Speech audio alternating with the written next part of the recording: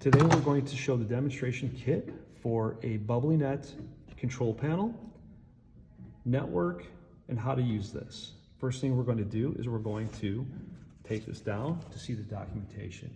We have a QR code here. With this QR code, scan it with your mobile device. That will then add you as a basic user to this network.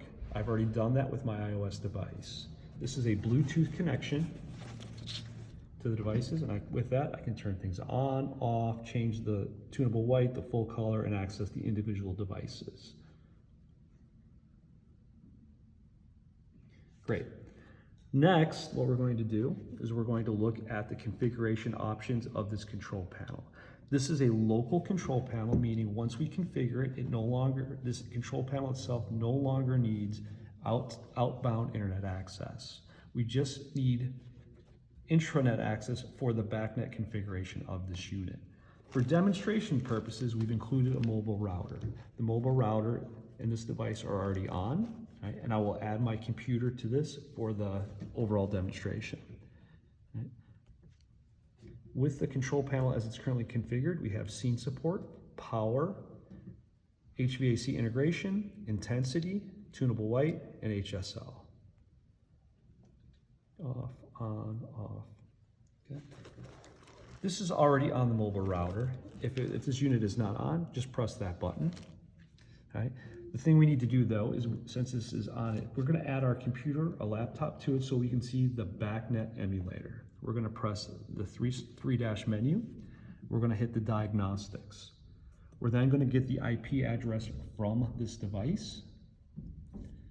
Right. And once we have that IP address known, go back to the access control panel. Okay, we're going to go over to a computer. Right, from the computer, I'm going to do two things. I'm going to hit the control panel builder and quickly demonstrate how I would build this touchscreen. This is local only. From here, I can name it. I can choose the overall group I wish to control, right, and the various controls that I want to have displayed on the unit.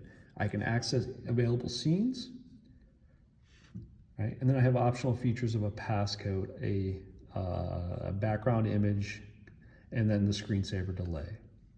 Okay. I hit create panel. That will then update the unit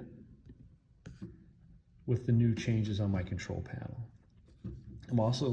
So since I would like to access the BackNet portion of this, I'm going to join the mobile hotspot.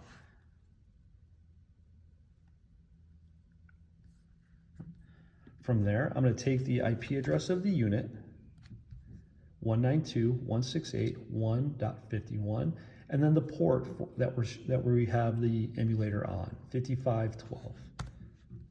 Okay, I'm going to log in with admin, and this unit is BAC0. I'm going to submit it, and I'm on the BubblyNet BackNet control panel version 1.4. This unit has already been configured, right, with its set of objects. These are the objects necessary to control the HVAC integration.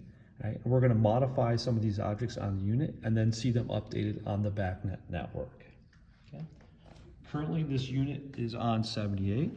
I'm going to put this to a much more reasonable temperature, 77, 76, 70 degrees. We're going to go back to the panel, and we're going to see these be updated. This is now 70 degrees. Right? We also pick up any changes to the BackNet network. Here is the schematic. And that's our demonstration today.